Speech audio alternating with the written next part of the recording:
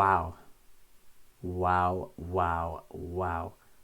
What a fight. Kiko Martinez versus Kid Galahad. I was not expecting that. I'll tell you that.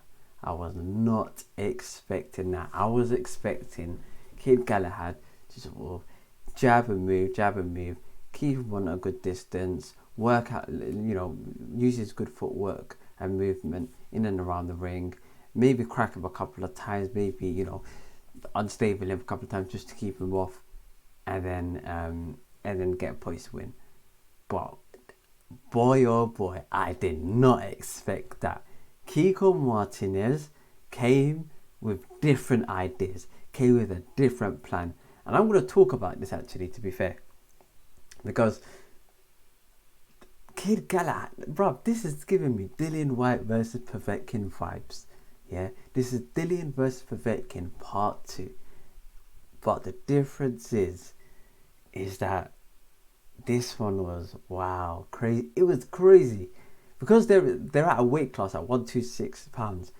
I'm not, or 125, featherweight.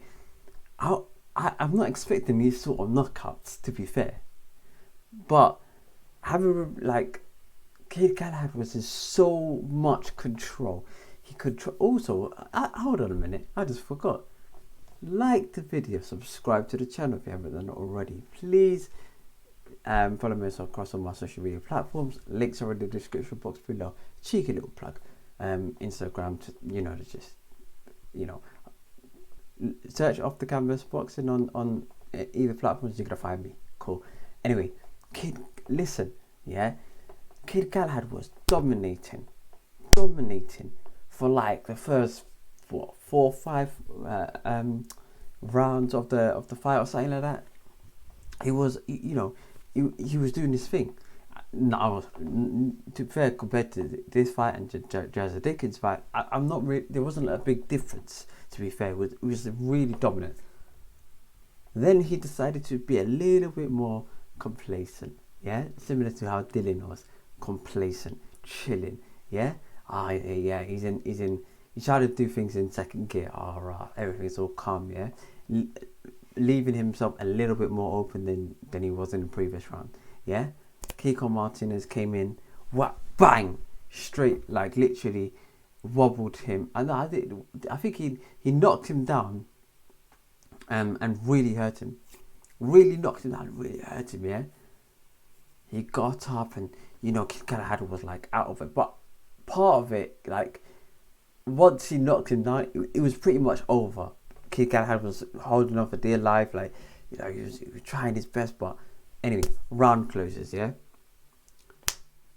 My opinion, during that break, I think they should have thrown in the towel because he was unresponsive. I think they should have just thrown in the towel and said, you know what, sorry mate, I don't think, but it's a world title fight, so it's a less, throwing in the towel during a world title fight, you got to be sure if you want to throw in the towel. And I think that they should have done that during that period of time. Dominic Youngwoo definitely should have. Anyway, let him out. Kiko Martinez went bang, straight down the middle. Yeah, literally kept slept him. It was Povetkin 2.0, bro. I swear to God, yeah. And I'm just getting over it, and it's been almost a year now, well over a year now. Crazy. And I was thinking, right, Kid Galahad, alright, he's gonna come up again. He's gonna do the Warrington rematch, or maybe Lara, and these sort of fam. Yeah, that ain't happening. That is not happening. Wow. Kiko Martinez again. Hold on. It's not flowers, but you're gonna get these. Hold on. Let me just put this back to. I don't want the police knocking at my door. Yeah. Flipping. Anyway, cool. Yeah. Wow, crazy fight. Listen, I know this is probably, I want to do analysis, but this I was thinking raw. Anyway, with regards to, I'm I'm still shocked at the fight. I'm still shocked. But apart of, Tony Bellew, I was listening to him and he was saying something like the weight draining. And in hindsight, it's a wonderful thing. Okay? Because he could have still won this fight. I know he was, the hydration might not be 100%, A1, but in my opinion, he still should have won the fight. But it is a fair point because on the scales he looked really, dehydrated, and that's how he's been looking like for the last couple of fights. And maybe he should step up. But then again, stepping up to 130, when you got man like Shakur Stevenson and then man there, it's a bit of a stick on still.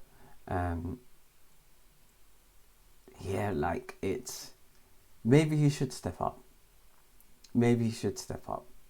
It's not really a huge jump, to be fair, but yeah, maybe he should step up. But at the same time, it's a bit like you should take care of business where you can, if that makes sense. Like, if you support Manchester United, for example, or Manchester United fans are going to kill me for this, yeah. But if you support, let's say you support Chelsea, right? And they're playing a poor system of football. And all of a sudden they end up, they could still have a poor system of football, but they come against Norwich. I still expect them to beat Norwich though, even though Kiko Martinez is one of the best sort of Spanish fighters of all time. He's very, very old as well, and I expected a younger, a lot more healthy, well, debatable, but a younger, fitter fighter with at the top of his game to sort of jab and keep him on the outside. But listen, you can't be complacent. You can't switch off in this game. If you switch off, lights out. Khalas, simple, yeah. Anyway, good fight, yeah. And well, onwards and upwards for next year. We'll see what they try to do with Kiko Martinez and etc. Lee was facing Conlan, so we'll see what happens in that fight. But crazy ending to a crazy night. Alicia versus I'm gonna call it Alicia. I'm not pronouncing her last name yet. Alicia versus Terry Harper. Crazy fight as well. That I am impressed. She had some skills. She really did. Yeah, was like she looked a lot more stronger than Terry Harper. She looked like a lot more just energetic, if that makes sense. Applied the pressure on her, and I don't think Terry Harper could have. I don't think she hacked it from the get go, but she was doing a few things here and there, and keeping away from the good jab, and just try to stay a little bit further on the distance. But she couldn't really hack it, from really the offset. And out of nowhere, again, and another case out of nowhere, it was a straight right. It was a counterpunch right hand, and Terry Harper was like, she was cold, but on her feet, like, and I've never ever seen anything like it, where somebody gets knocked out, but they're like still standing. They're like just knocked out. They're just like at some point I expected to be on the floor, but she was like, her legs stiffened, yeah, gone.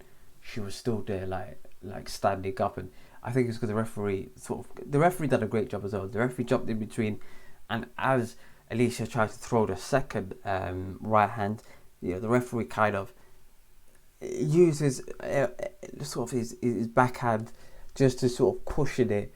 And then it still hit her, but it took a bit out of that power. But wow, like, I thought it would be tough, but not like as this dominant. This is wow. Is there something in the water, guys? Hold on. Did something happen at the hotel or something? Because this stuff is not normal, bruv. Yeah, on the same night? Nah. Nah, these huge upsets don't happen often, man. And two on the same night. Wow. Alicia's definitely one to watch. Wow. Wow. Definitely one to watch. I think Michaela Meyer was saying that, oh, why you should not shout me out. That's neither here or nor there. She technically did. She said anybody around that weight class can get it. You know, if you fit into that category, if the shoe fits, you know, chances are we're talking about you, fam. You're on the list. She ain't got time to rattle down every single name, Tom, Dick, and Harry on the list. Come on. And also, it demonstrates that she wants those fights, but she's not going to call those fighters out and just boost themselves for promo. So it is going to piss off the fighters. They know they're talking about them. It's like a slight indirect, if that makes sense. But wow, great fight on both of those fights. And then you had the William Smith fight. I think even though he won, I think it weren't a good performance, man. He was too close, man. He was right, like he was too close, man. He was on his chest, bro. Like big man thing. Any closer, yeah. For big man thing, is the point not going to be breastfeeding him? Because there's no like. He should have just pushed him back and kept long. And I think that's what his quality team was saying. But like, you can tell someone to do that, but whether they listen is another story. So, I think he could have did a lot better. I really could have did a lot better. And he's going to look at that fight. And hopefully he looks at the fight and he analyzes his performance and realizes where he could have did better. His opponent was out. To be fair, his opponent was gone way before the final bell. When he has to sort of think, why couldn't he get him out sooner? Why? I think he could have. If he applied the pressure, I think he could have got him out way sooner than a points decision, to be fair. But, you know, he's still learning. He's still European. You know, how many fights has he had? 15, 40, 50, something like that. 60 fights, something like that. So, he needs to learn a bit more, a bit quicker, if that makes sense. And he is with the right cab with Shane McGuigan and etc. But yeah, I wasn't too impressed with his performance. But nevertheless, hopefully he improves going forward. But what a night of boxing! What a fight card. To be fair, I wasn't even going to do a reaction to this. I was just going to sit there, chill, keep it easy, like pretend like nothing happened. And then start the week next week as of the Crawford versus Spence build up. Sorry, Crawford versus Porter build up. Spence, Porter. Hopefully we get that sometime next year. But like this one, oh my goodness, crazy end to the night the Kid Galahad KO. But I'm so speechless. Listen, this is mad. Maybe I should have waited till tomorrow to do the video. But it don't matter. Anyway, yeah, if you haven't done it already, subscribe to the channel, like the video. I'm out. Peace, love, prosperity. I'll catch you guys in a bit. Peace.